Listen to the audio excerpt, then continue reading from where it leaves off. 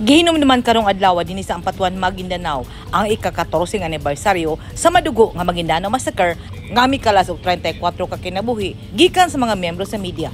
Sa dalan pa lang makita nato nga napuno na kini og mga personahe sa Philippine National Police ug sa Armed Forces with the Philippines. Tungod kay hangtod karon napuno pa sa kahadlok og sa kawado ng pipila ka mga pamilya kay matud pa wala pa hustisya nga gihatag alang kanila. Usa ka programa ang gihimo kuyog ang 23 ka pamilya nga namatayan o sila mitambong sa mga aktibidad nga gipangunahan ni Undersecretary Paul Gutierrez sa Presidential Task Force on Media Safety. Kuyog ang nabiyudo nga si kanhi Governor Tutong Manguindadato o si Mayor Freddy Manguindadato. Si Georgian de la Cruz, anak sa namatay nga si Gina Georgian. 16 anyos pa lang sa dihang namatay ang iyang inahan. Gusto na mo buo nga justice nga katong tanan nga apil dili sa apil dili tanan yun sa hitabo. Gusto din na mo mapagkinaman din na pagawas kumbaga sa mua katunga pa lang nga justice ang amo nakamit so gusto na mo makuha pag ito nga buog yung tanan nga nakapagit sila mabalik sila sa kulungan o mahatulan po sila. Sumala ni Georgian, dili pahingpit ang iyang pagpangita sa hustisya kay daghan pag mga sospechado nga mipatay sa iyang inahan nga naglatagaw pa sa gawas. Ug ang gisaad nga hinabang wala pa usab nila nakuha o wala pa sila nadawat. Sumala ni Yusek Gutierrez, aduna nay nakabot nga hustisya apan sama ni Georgian, dili pa kinihingpit. We're happy na in 2019 or about 10 years after the massacre, justice was granted at the trial level. For the petty forms, this shows the government's unassailing commitment to pursue justice for all members of the press who fell victims to violence. Nadini ang mga pangalan sa mga journalists nga naapil. And today, sama sa mga lubong sa ubang lugar, wala na atiman. Ug kanitong mga pangalan nila nga nakabutang sa ilahang marker.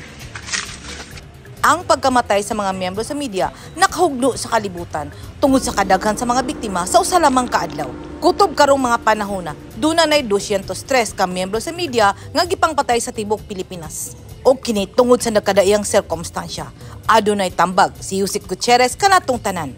I would no longer want to delve into the particularities on why this massacre happened. But one of the biggest factors that played into this bloody incident is the lack of professionalism on part of some of the members of the press. So I continue to encourage all of us, particularly the members of the now growing segment of the social media, the quad media, to be always conscious of the role of the media in giving responsible and factual information, devoid of bias to our people. Let us avoid being irresponsible in our commentaries and in our writings in order to increase our integrity and credibility, and at the same time avoid